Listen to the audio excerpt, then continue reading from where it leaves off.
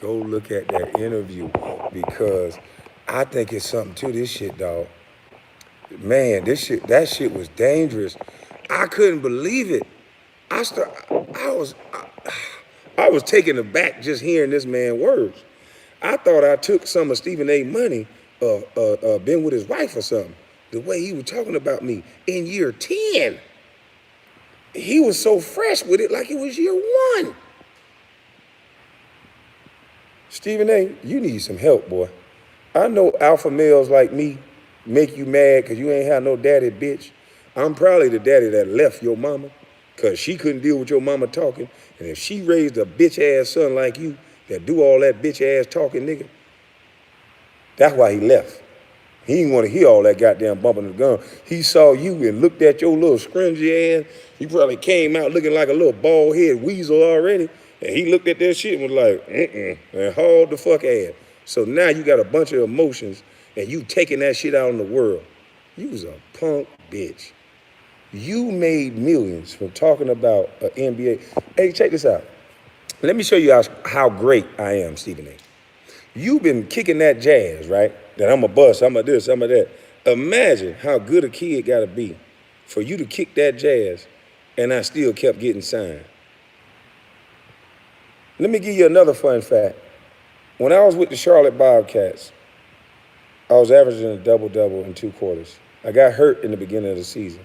Tyrus Thomas got 8 and 8 points because he was with the Chicago Bulls. He had 8 points, 8 rebounds. That got him $40 million with the Charlotte Bobcats. That year, I think I finished with around the same numbers as Tyrus Thomas. Matter of fact, DeAndre Jordan averaged 8 and 8 for the Clippers.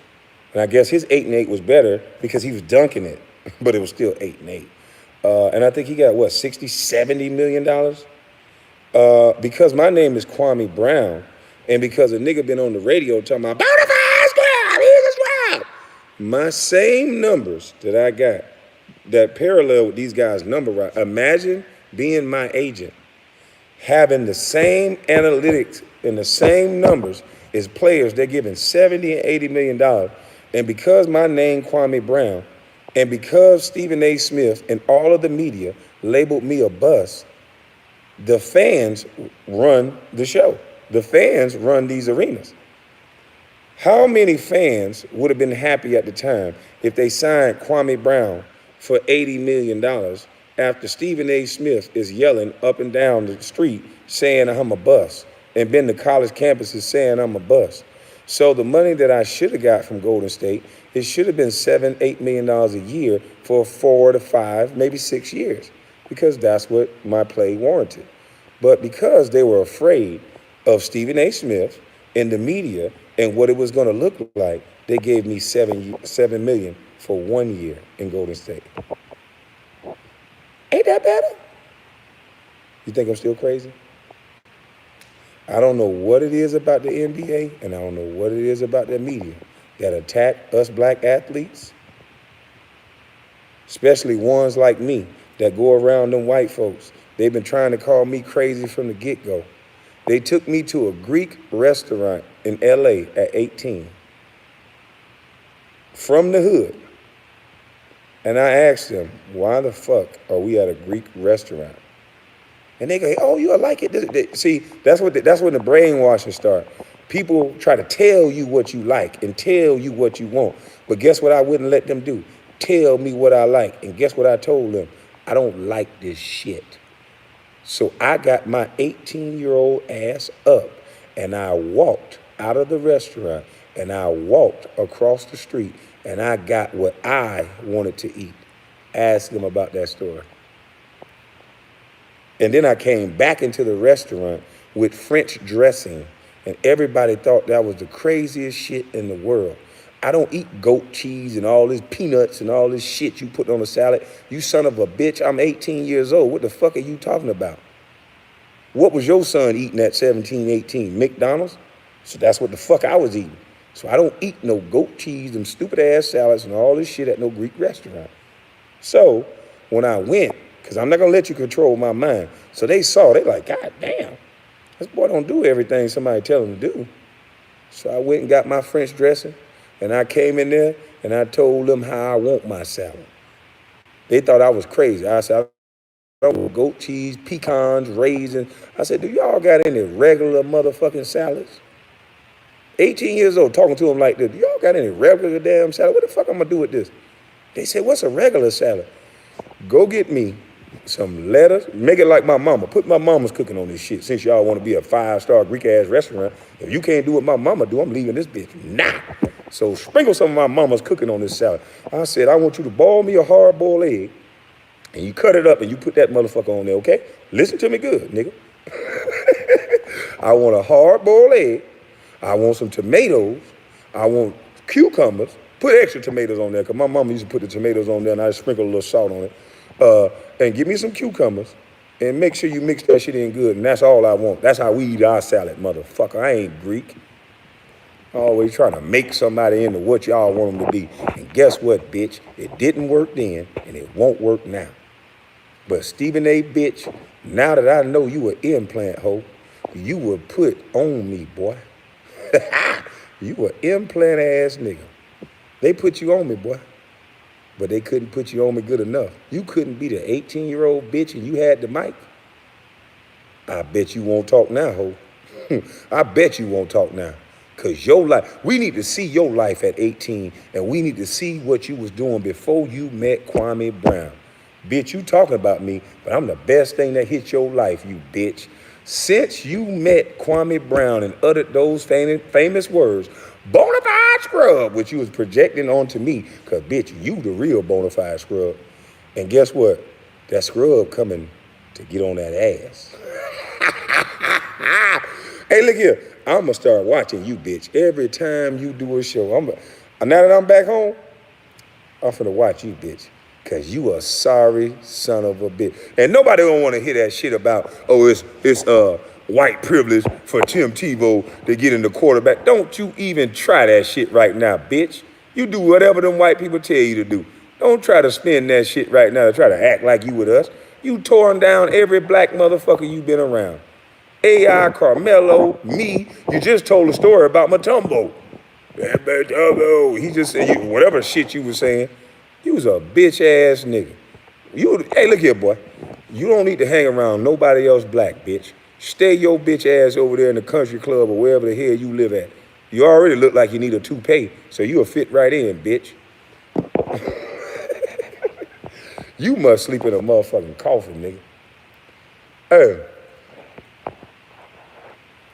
If you don't sleep in a coffin at night, you need to, bitch.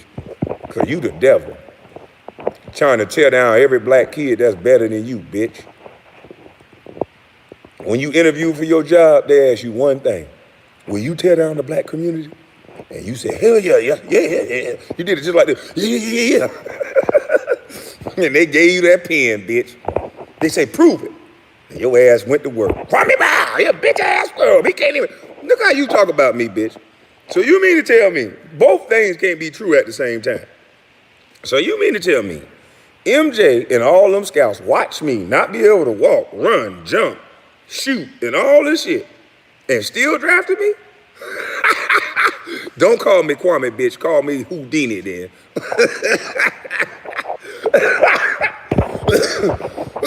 You motherfuckers so stupid. You don't know what to say out your mouth. So I'm just Harry Houdini. I showed up at the draft. They put me against all these niggas. They put me against Tyson twice.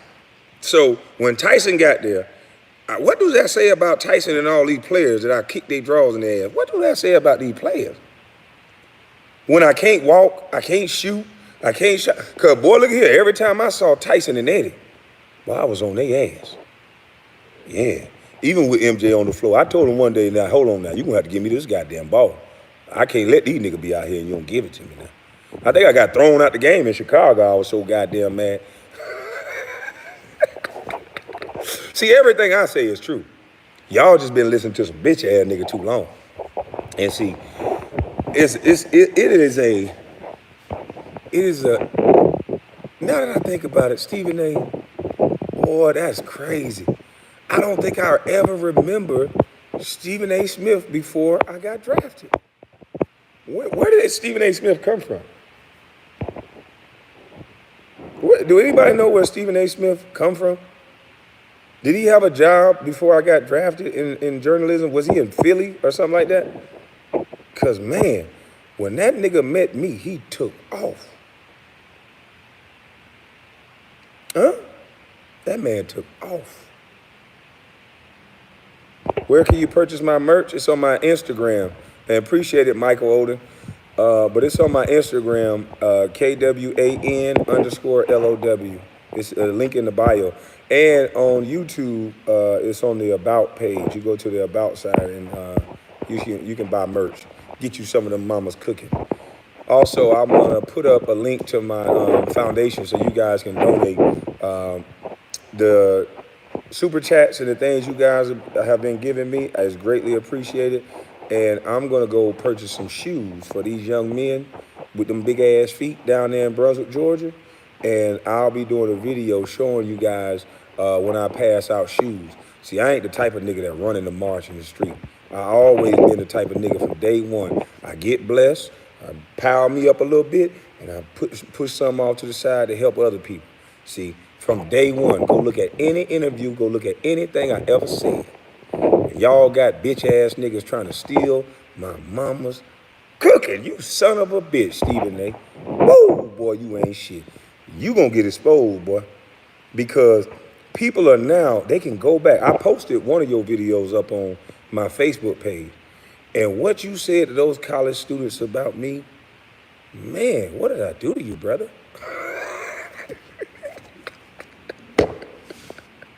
Hey, look here. Listen here, man. Your white daddy gave you a hell of a script.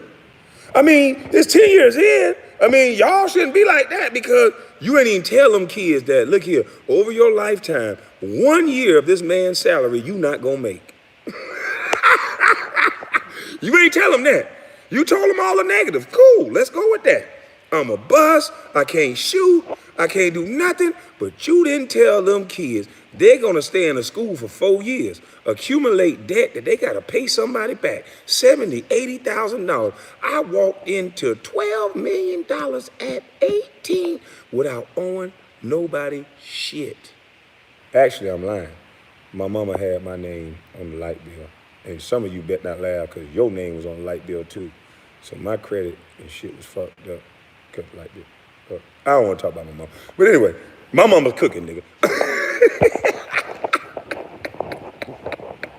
But y'all could have told them motherfuckers. Kwame lost his damn mind. I sure did. But anyway, y'all could have told them motherfuckers the other side of the coin. You could have told them that 1 year of this man's salary, after you said he's a bust, I mean, he didn't work on his game. I don't know how the fuck he made it 10 years. That's what you should have said because you didn't say that. Because you could have brought the analytics there, but you didn't because you're a bitch. But you gave one narrative and one side of the story, sir. Why didn't you tell them going to that college is going to force them in debt right away? And having that job that pay you $100,000 a year, which probably you won't get right out of college because you have no experience. So this college dream that you was pushing, you little bald head bitch, that most kids come out of school and they make 50, 60, unless you go for a specialty degree, you might get 70, 80, and you work your way up. But then higher that you go, most of you come out of school, $80,000 in debt. You'll never pay that off, never. So for them not to tell you the other side of the coin, it leads me to believe that this was like a mission for them. Don't you young niggas be great? Don't you motherfuckers come out of that? Because I would have only went to college in order to get a job, correct?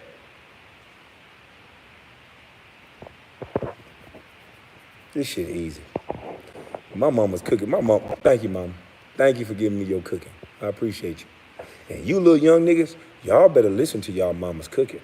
If you got a good mama and she's telling you the do's and don'ts, she telling you to stay away from that nigga, he trouble, you better listen to your mama's cooking.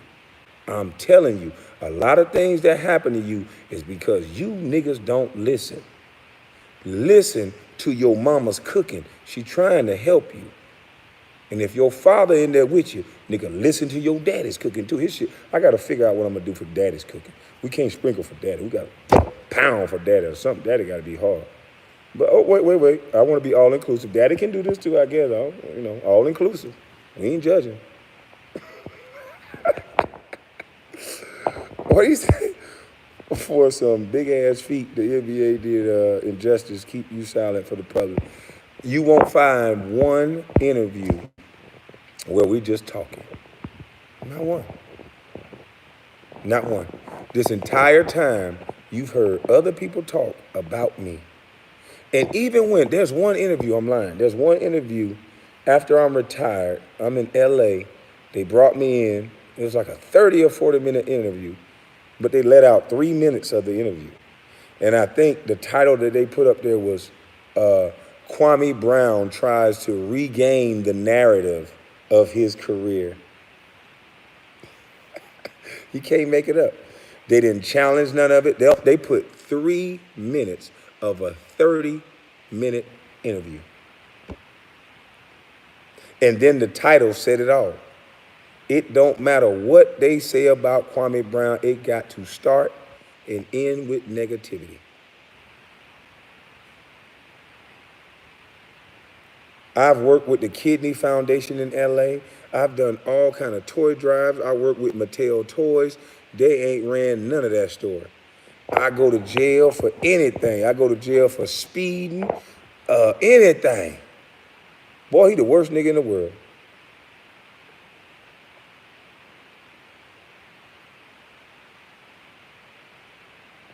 Hey, where White Mamba at? Scalabrini, where you at, White Mamba? White Mamba.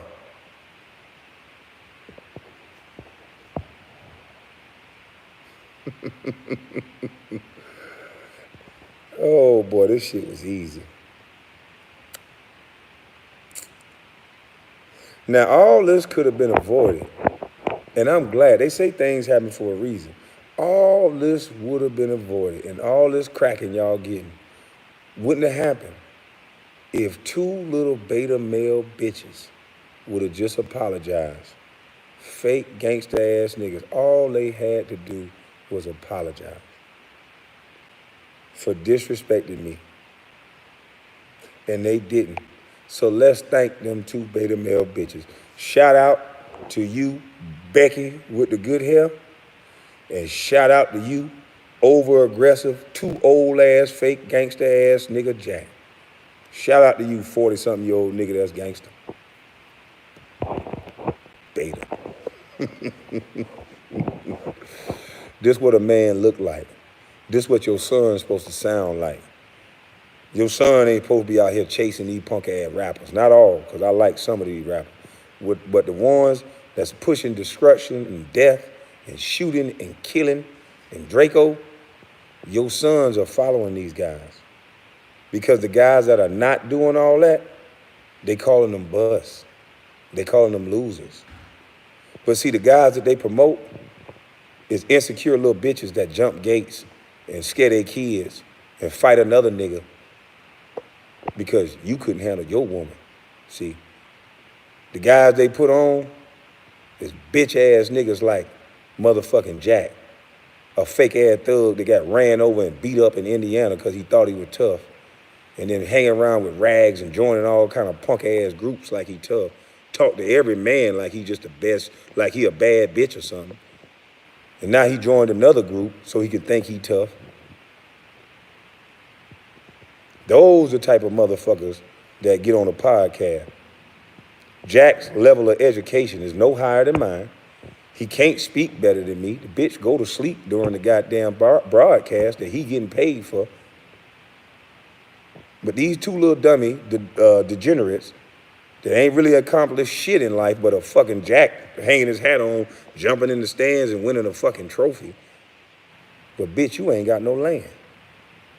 And if you do, let's see. Let's match land. Bitch ass nigga. Fuck you talking about. You bought too many cars and pretty shoes to have land. I watched how many purses and money you were throwing out to them bitches. You gotta have this job, bitch nigga. You couldn't be like me. Bitch, you get fired, it's over for you, hoe nigga. When the last time you seen me working?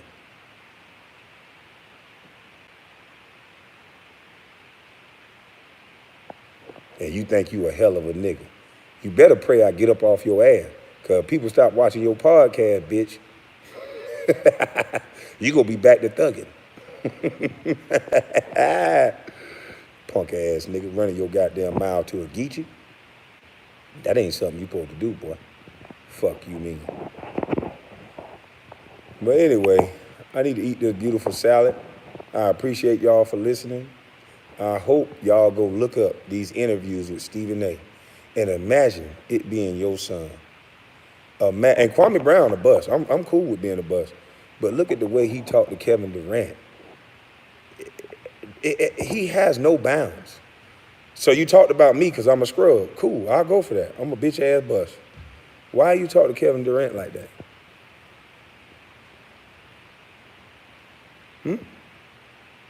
Why you ain't find out what happened with AI before you let all them white people run them stories talking about practice? You ain't want to help? Where you come from, boy? All these white athletes that did not play well, they get to go off into the abyss and live healthy lives and stand up like men. But you want black players their whole life to be built around and respected off how they play a game. Because you want black boys to think and black people to think their only lane is sports. So if you're not good at sports, you ain't shit. Which is kind of ironic because, bitch, you wasn't good at sports and you ain't shit and you ain't good at life. All you do is talk about people. And what's going to happen when somebody take your microphone? What are your skills, bitch? What are your skills?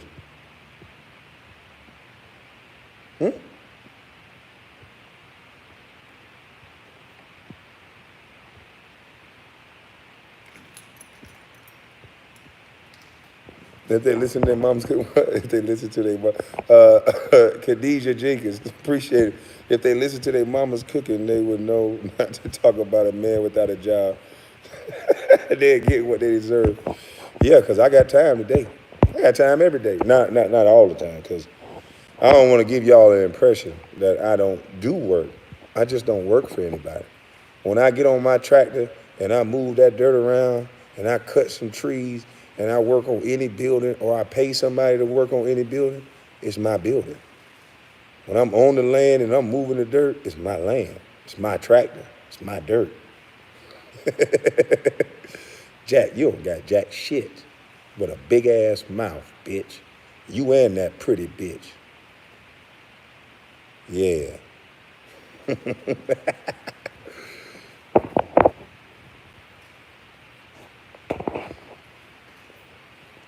Where they at? They in here? There's a lot of people in here. Jesus Christ. Man, I salute y'all, man. I appreciate y'all coming looking at this little old bus. What y'all doing here? Stephen A. Boy, if Stephen A. catch y'all over here, he gonna rant on y'all ass too.